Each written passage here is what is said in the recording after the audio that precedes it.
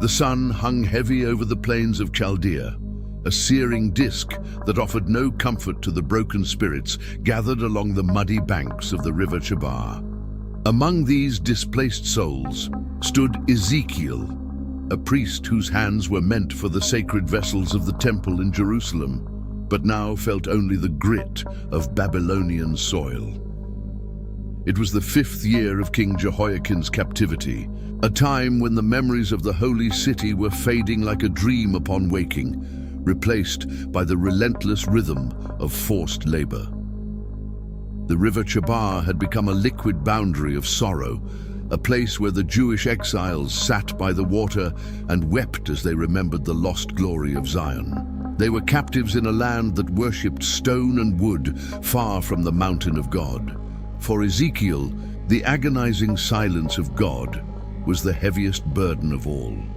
His identity was tied to the sanctuary, but here, in this land of idols, the heavens seemed like impenetrable brass. The people whispered in the long shadows of their huts, wondering if the God of their fathers had remained behind in the ruins of the burnt temple, or if he had turned his face away forever because of their rebellion. The emotional weight was one of profound abandonment. They felt forgotten by the only power that had ever truly protected them. They were a people who felt the sting of God's absence more than the bite of the Babylonian lash, grieving for a covenant that seemed broken beyond repair. On a day that began with the same heavy monotony as the thousands before it, the mundane reality of the labor camps was suddenly shattered by an inexplicable shift in the atmosphere. The air grew charged with a static intensity that made the hair on Ezekiel's arms stand. He looked up, expecting the usual haze of dust, but instead witnessed a terrifying rupture in the fabric of the visible world. The heavens, once an unchanging blue vault, were being pulled back like a heavy, unseen curtain.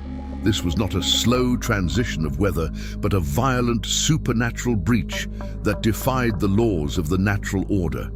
The ordinary sounds of the river, the lapping water, and the distant harsh shouts of the guards faded into a terrifying low-frequency hum that resonated within Ezekiel's very bones. It was as if the veil between the physical and the spiritual had been torn asunder, allowing a glimpse into a reality that no mortal was ever meant to behold in the land of their enemies.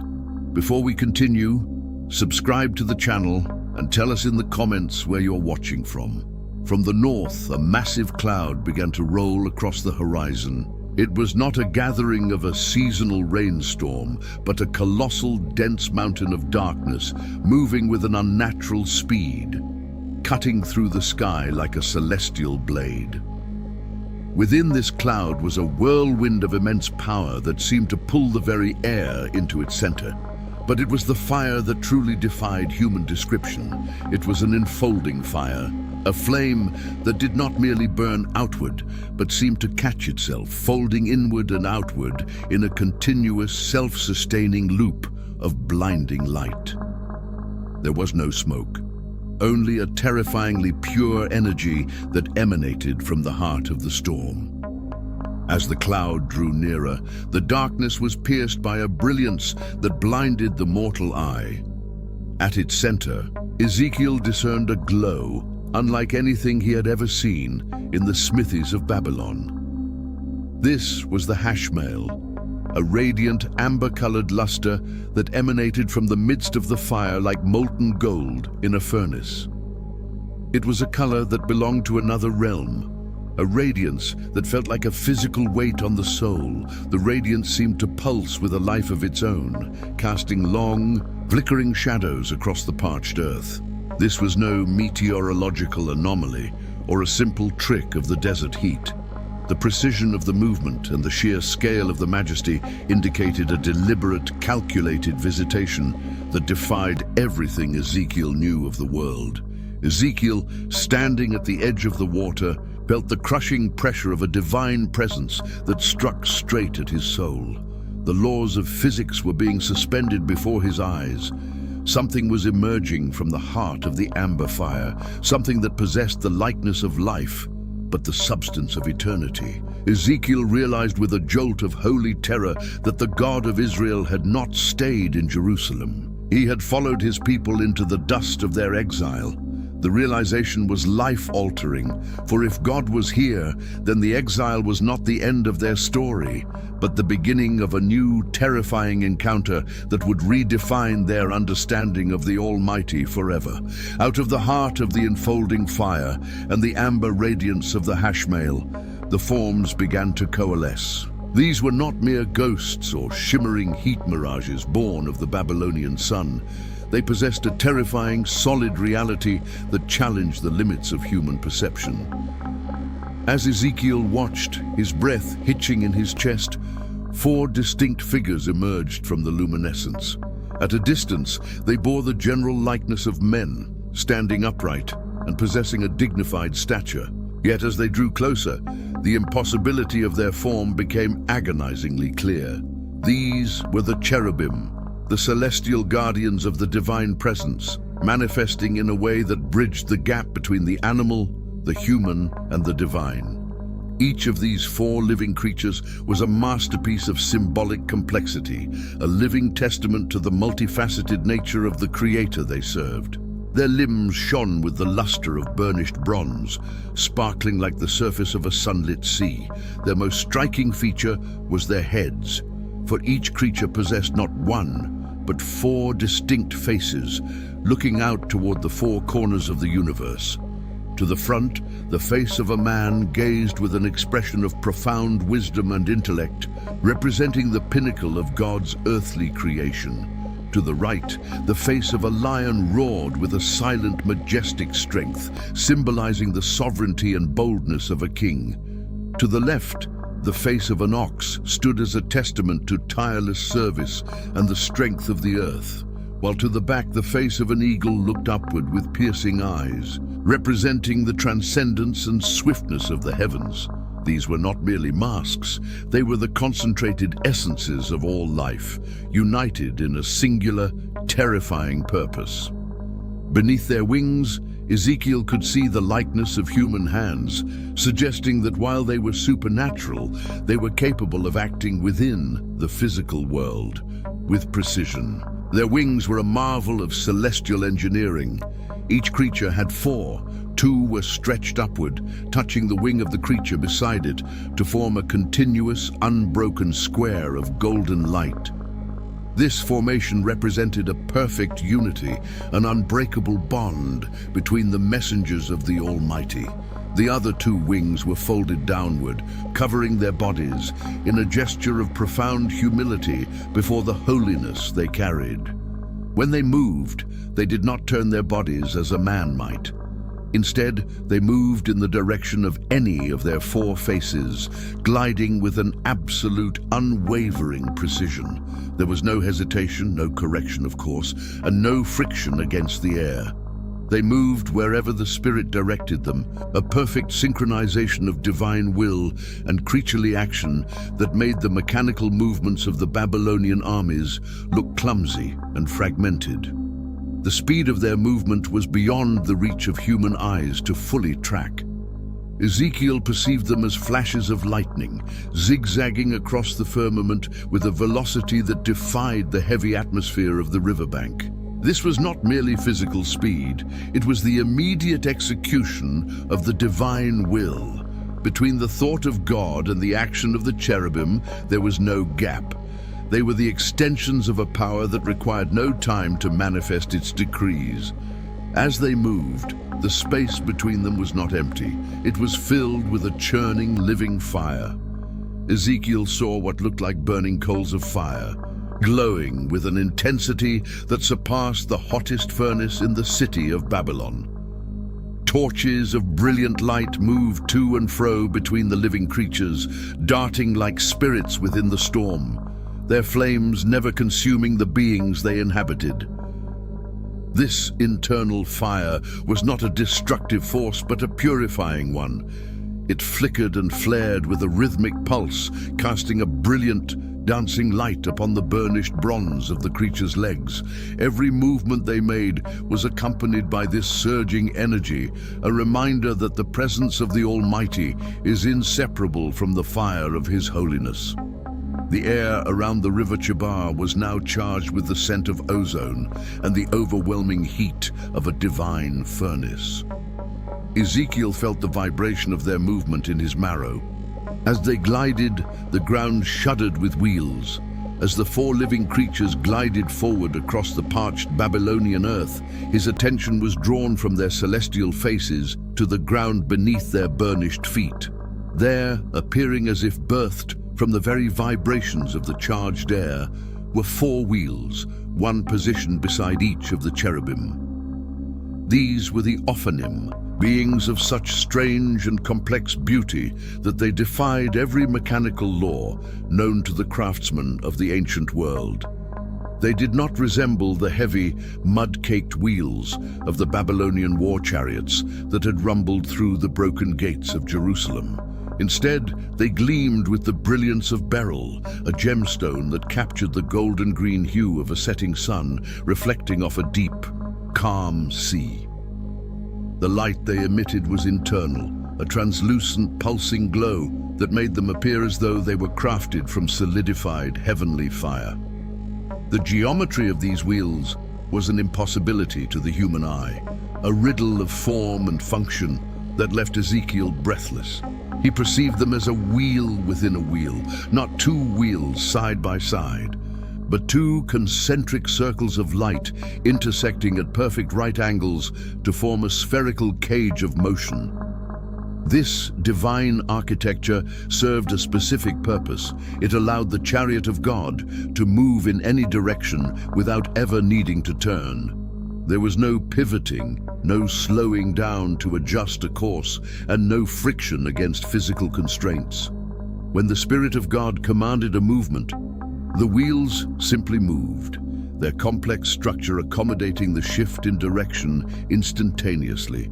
It was a visual representation of absolute sovereignty, a motion that was as direct as a decree from the mouth of the Almighty. Ezekiel watched as the celestial vehicle navigated the dimensions of the earth with a fluid grace that made the movements of mortal men seem clumsy. As his gaze traveled upward along the staggering height of these structures, a sense of holy dread began to coil in his stomach. The rims of the wheels were unimaginably high, stretching toward the firmament until they seemed to touch the very clouds of the storm. These were not mere components of a vehicle. They were towering monuments of divine power. But it was the surface of these rims that truly terrified the prophet. They were not smooth or metallic. Instead, the entire circumference of all four wheels was completely covered in eyes. Thousands of luminous, unblinking pupils stared out from the beryl rims, looking in every direction. This was the terrifying reality of omniscience. These eyes saw the hidden thoughts of kings and the silent prayers of the slaves. Nothing was outside their field of vision. Nothing was obscured by the very shadows. The wheels were a living witness to creation, signifying that the God of Israel was not blind to the suffering of his people in their exile. The most profound mystery lay in the absolute synchronization between the living creatures and these celestial wheels. There was no physical tether connecting the cherubim to the Ophanim, yet they moved as a single unit. Ezekiel observed that the spirit of the living creatures was within the wheels themselves. When the cherubim moved, the wheels moved beside them with a precision that surpassed the coordination of any mortal army. When the creatures stood still, the wheels ceased their spinning. When the creatures rose from the earth into the swirling sky, the wheels rose with them, suspended by an invisible spiritual force. There was a seamless harmony between the biological and the mechanical, a unity of purpose that spoke of a single governing mind behind the entire complex apparatus. Through this vision, Ezekiel began to grasp a revolutionary truth. The Ophanim represented the omnipresence and providence of God. In ancient thinking, a god was tied to a specific temple. If the sanctuary was destroyed, the god was thought to be defeated. But the wheels within wheels proved that the God of Israel was the king of the universe, whose throne could move anywhere, at any time, with irresistible force. The wheels were the evidence that God had traveled with his people into the dust of Babylon. The mechanical and biological were now blending into a singular, terrifying vehicle of the divine. A chariot of glory that vibrated with a sound that threatened to consume the world. The visual majesty of the wheels and the living creatures was soon joined by an auditory assault that shook the very foundations of Ezekiel's reality. As the cherubim moved, the friction of their wings against the divine atmosphere produced a sound that could only be described as the rushing of great waters. It was not the gentle rhythmic babbling of the river Chebar that the exiles knew so well. It was the thunderous, terrifying roar of 1,000 cataracts plunging into a bottomless abyss. Ezekiel recognized this sound. It was the voice of the Almighty, the El Shaddai, a resonance that vibrated within the prophet's chest and made his very marrow ache. It was the clamor of a great host, a celestial army on the march, where every beat of a wing was like the synchronized footfall of 1,000,000 soldiers. The sheer volume of it was a physical weight, pressing against Ezekiel's eardrums until he felt he might be consumed by the vibration alone, a mortal caught in the gears of a cosmic machine. Yet, as suddenly as the movement had begun, the living creatures came to a majestic halt. In that moment, a silence descended that was perhaps even more terrifying than the roar. They let down their wings, the great pinions folding against their sides with a final, echoing thrum that seemed to ripple through the parched air. The silence that followed was not empty. It was heavy and expectant, a chilling void that seemed to suck the oxygen from the atmosphere. Ezekiel stood paralyzed in the sudden stillness of the Babylonian plain, his senses straining against the absence of sound. The dust of the riverbank, kicked up by the storm, began to settle, yet the air remained charged with a static intensity that made his hair stand on end. It was in this vacuum of noise that his eyes were drawn upward, beyond the multifaceted faces of the man, the lion, the ox, and the eagle. Above the heads of the 4 living creatures, Ezekiel beheld a structure that defied the logic of the terrestrial world and the craftsmanship of any mortal architect. Spanning the space over them was a firmament, a vast expanse that stretched out like a platform of terrible crystal. It shimmered with the cold, piercing brilliance of deep-sea ice that had never known the warmth of a sun, reflecting the hidden glory of the heavens in a way that made the prophet squint against the overwhelming glare. This was no ordinary sky. It was a boundary, a celestial floor that separated the created order from the unapproachable holiness of the Creator. The crystal was transparent, yet possessed a density that suggested it held the weight of the entire universe upon its surface, a shimmering bridge between the finite and the infinite. As Ezekiel stared at this crystalline expanse, the atmosphere around him began to buckle and warp. The world seemed to groan under the pressure of the spiritual dimension that had punctured it. The air became thick and viscous, as if the gravity of the heavens were leaking through the seams of reality. He felt the weight of the glory, the kavod, pressing down upon his shoulders, a spiritual gravity so immense that his knees trembled and his breath came in ragged gasps.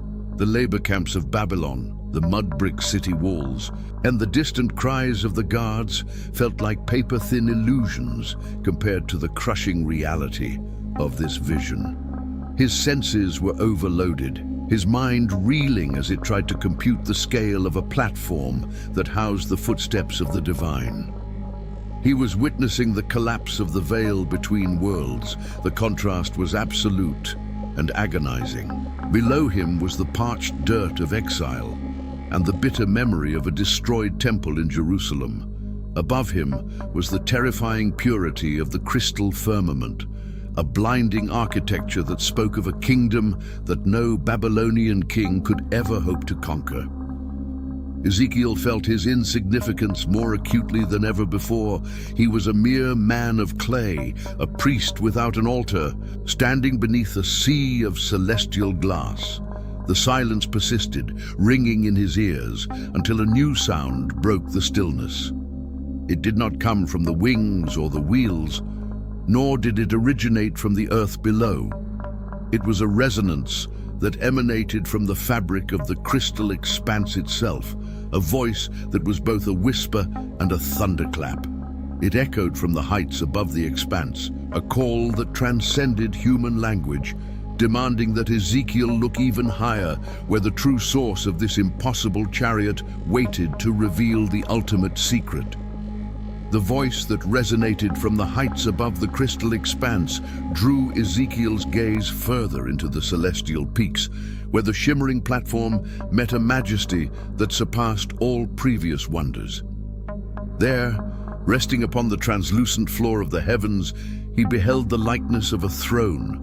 It was not carved from the cedars of Lebanon or the rare ivories of distant lands, but instead seemed hewn from the very heart of the deep heavens themselves. It possessed the deep, resonant blue of a lapis lazuli stone, a sapphire hue so intense that it felt as though the prophet was staring into the infinite depths of a midnight sky, condensed into a singular, solid form.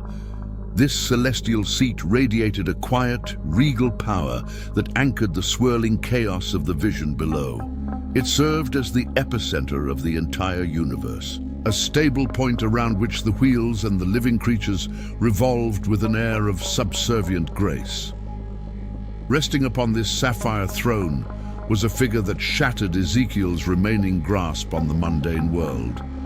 It was a likeness with the appearance of a man, yet to call it human would be a profound understatement of its reality. This was humanity in its primordial divine blueprint, a form that suggested a personhood Ezekiel could instinctively recognize, yet it possessed a substance that belonged exclusively to the eternal realms.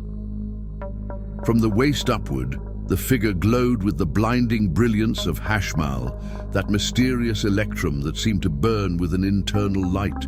It was a steady glow, the color of molten gold infused with silver, representing a purity that no earthly forge could ever hope to replicate.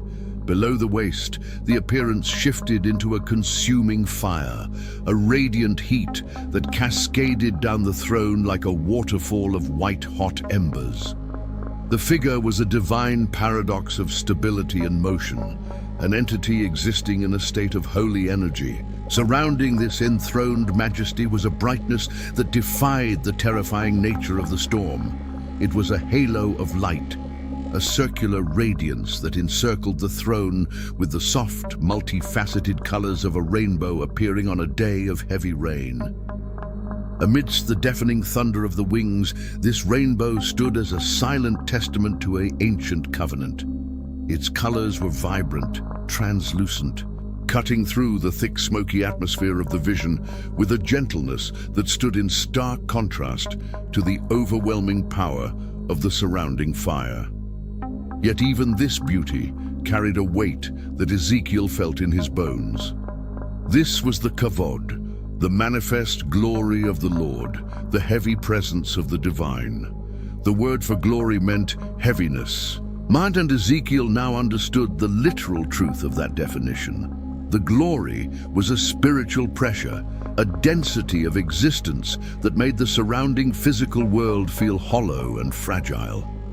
It was the concentrated presence of the Creator, a weight of cosmic significance so great that the riverbanks of the Chebar seemed to groan under its proximity.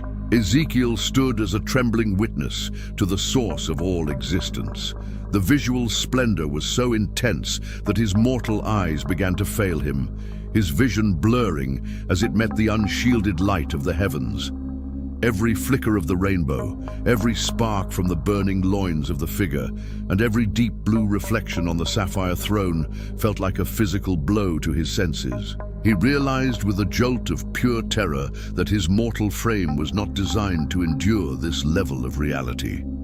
The spiritual gravity of the kavod was pulling at the threads of his soul, threatening to dissolve his physical body into the dust of the Babylonian plain.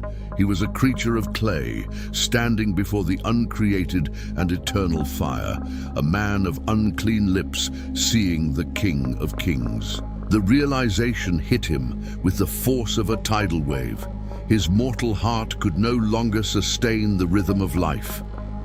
His knees, which had trembled since the storm began, finally betrayed him completely. As the crushing weight of the majesty began to press him toward the earth, he realized with terror that his mortal frame simply could not endure the blinding sight of the King of Kings. The weight of the kavod was no longer a spiritual concept. It became an irresistible physical force that demanded a response from his fragile frame. Ezekiel's legs, which had been trembling like reeds in a gale, finally gave way under the sheer density of the divine presence.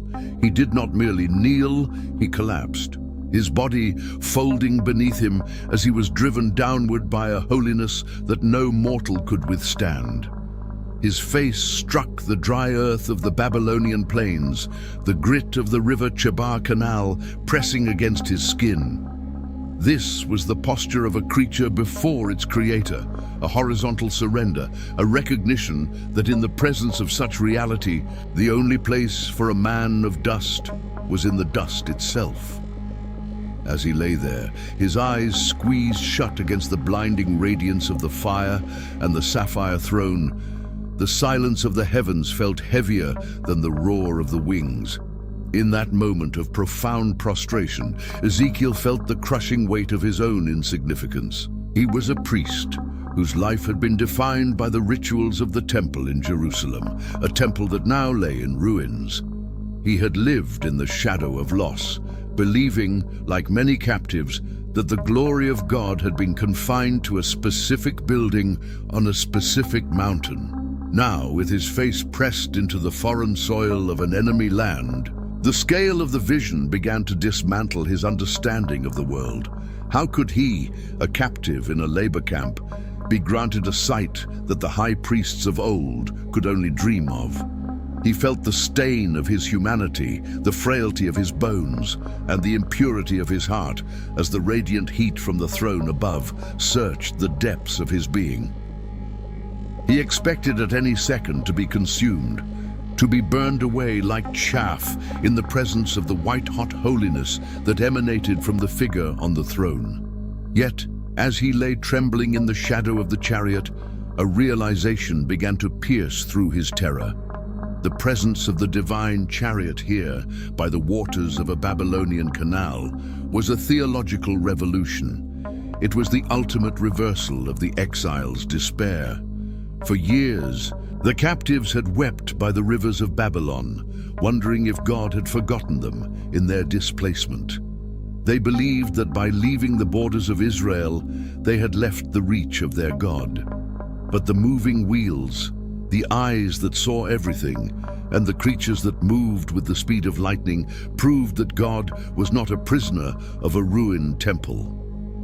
This was the God of the Chebar Canal, a sovereign who had followed his people into the darkness of their exile. The nature of the throne revealed a God who was untethered, a king who could manifest his majesty in the heart of a pagan empire just as easily as he could in the Holy of Holies. The terror that had paralyzed Ezekiel began to transmute into a different kind of weight, a sense of duty. The realization that God was present in Babylon changed everything. It meant that the exile was not an abandonment, but a transition. The dust against his cheek no longer felt like a sign of defeat, but like the ground of a sanctuary. The silence was no longer empty. It was pregnant with a divine word. Ezekiel felt a strange, supernatural energy beginning to stir within his frozen limbs. He was no longer just a priest without a home. He was a witness to the inescapable nature of the divine. The fear remained, but it was now anchored by a sense of awe and the awareness that he had been chosen for a mission that would transcend his own survival. He was the bridge between this celestial fire and the hearts of his people. The silence was finally broken, not by the thunder of the wings, but by a voice that spoke with the clarity of a trumpet call. It did not speak to destroy him. Instead, the resonance from the sapphire throne carried a command. It was a voice that demanded he rise, not by his strength, but by power of the Spirit that was now moving toward him. The voice called his name, summoning him to transition from a fallen witness to an empowered messenger. This was the moment of transformation. The message he was about to receive was not for his comfort, but for the life of a nation. As the sound echoed through the crystal firmament, Ezekiel realized that his mission was only just beginning. The words he would hear would change history. As Ezekiel lay paralyzed in the dust of the Chebar, the voice did not simply vibrate through the air. It permeated his very marrow. It was a command that bypassed his shattered nerves and spoke directly to his soul. Son of man, stand on your feet, and I will speak to you. Yet, in his own strength, Ezekiel was a broken vessel, a man of clay crushed by the weight of the kavod. It was then that a new sensation took hold of him. The Spirit, a force as ancient as the lightning between the cherubim, entered into him. The Spirit took hold of his limp limbs and set him upright, allowing him to look toward the brilliance. He stood now, ready for his charge. The voice continued, its tone carrying the weight of a sovereign's decree. God spoke of the mission ahead, a journey not into the comfort of a temple, but into the hardened hearts of a rebellious nation. Ezekiel was being sent to the house of Israel, a people described as impudent and stiff-necked. They were a house of rebels who had turned their backs on the covenant, yet Ezekiel was commanded to speak the words of the Lord to them, regardless of whether they would listen. He was to be a sign among them, a living testimony that a prophet had been in their midst. Even in the heart of Babylonian captivity, the exile was now a pulpit. Then, a hand appeared from the radiance, stretched out toward the newly upright prophet. In the hand was a scroll, written on both sides with words of lamentation, mourning, and woe. The sight was heavy with the sorrows of a displaced people, yet the command that followed was jarring. Ezekiel was told to eat the scroll, to consume the very words he was to speak. As he took the parchment and began to eat, a miraculous sensory shift occurred. Though the contents were bitter with the judgments of God, the taste in his mouth was as sweet as honey. By consuming the scroll, the message became inseparable from the messenger. Ezekiel was no longer just a speaker, he was the embodiment of the divine word. The commissioning reached its climax as the machinery of the heavens began to stir once more. The sound of the wings of the living creatures rose like the roar of 1,000 waterfalls, and the noise of the high, dreadful wheels followed in rhythmic thunder. A great rushing sound filled the atmosphere, a cosmic, "Blessed be the glory of the Lord" from his place, as the chariot began its ascent. Ezekiel watched, his heart hammering, as the sapphire throne, the crystal firmament and the amber glow of the Hashmal lifted from the banks of the Chebar. The pressure of the kavod lifted, but the weight of the Spirit remained heavy upon him. The departure left Ezekiel in a state of profound spiritual shock. He was lifted up by the Spirit and taken back to the settlement of the exiles at Tel Abib. For 7 days, he sat among his fellow captives, overwhelmed and astonished, unable to utter a single word. The transition from the celestial court to the dust of the labor camp was too jarring for speech, but the silence was not empty. It was the final stage of his preparation. At the end of those 7 days, the word of the Lord came to him with a final, sobering title. He was now the watchman for the house of Israel. The vision of the wheels had come to an end, but its impact would echo through the centuries. Ezekiel had learned that God's presence is not a captive of geography. Even in the deepest exile of the human experience, the wheels of providence are turning, and the eyes of the Almighty are watching. The glory that Ezekiel saw by the river Chebar remains a testament to the fact that the divine follows us into our darkest moments, calling us to stand. As the sun set over Babylon, the priest-turned-prophet looked out over his people, no longer seeing only their chains, but seeing the invisible throne that ruled over every empire. The watchman was at his post, and the word of God was ready to be spoken.